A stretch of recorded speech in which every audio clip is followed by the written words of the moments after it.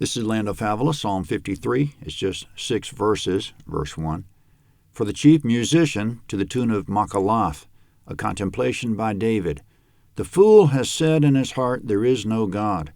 They are corrupt and have done abominable iniquity. There's no one who does good. God looks down from heaven on the children of men to see if there are any who understand, who seek after God. Every one of them has gone back. They've become filthy together. There's no one who does good, no, not one. Have the workers of iniquity no knowledge, who eat up my people as they eat bread and don't call on God? There they were in great fear where no fear was, for God has scattered the bones of him who encamps against you. You've put them to shame because God has rejected them. Oh, that the salvation of Israel would come out of Zion. When God brings back his people from captivity, then Jacob shall rejoice and Israel shall be glad. Comment in verse 1, the fool has said in his heart, there is no God.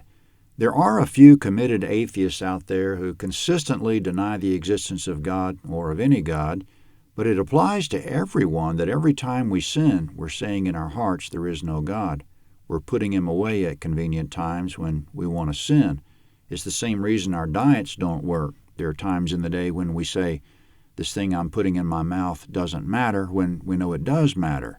In the same way, we say in our hearts there is no God at convenient times when we know there is a God, so we can engage in a moment of sin. Therefore, in verses 1 to 3, as alarming as it is, there's no one who does good 100% of the time. God looks down from heaven on the children of men to see if there are any who understand, who always keep him in mind, but he finds no one. If we believed full time, we'd be righteous full time.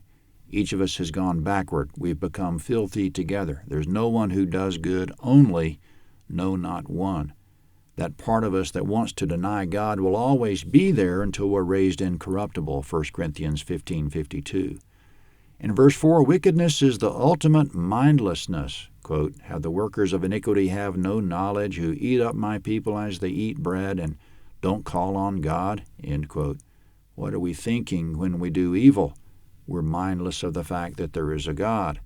In verse 5, there's a skipping forward in time to a post-judgment perspective, someone of the future having witnessed the judgment, who's looking back on it, has seen in verse 5 that they were in great fear where no fear was, meaning the wicked were in great fear in the judgment, when before they had no fear. They went from no fear to great fear, from saying there is no God to saying, woe is me, there's a God after all. In verse 6, David says, in essence, please God, turn this all around. Quote, oh, that the salvation of Israel would come out of Zion. And as usual, he ends on a positive statement of faith that God will answer. Quote, when God brings back his people from captivity, then Jacob shall rejoice and Israel shall be glad. The first phrase there is translated more literally, when God turns with a turning toward his people. When God turns toward us and helps us, we'll overcome whatever obstacles, within and without, to the end that we'll rejoice and be glad with the result. Psalm 54 is next.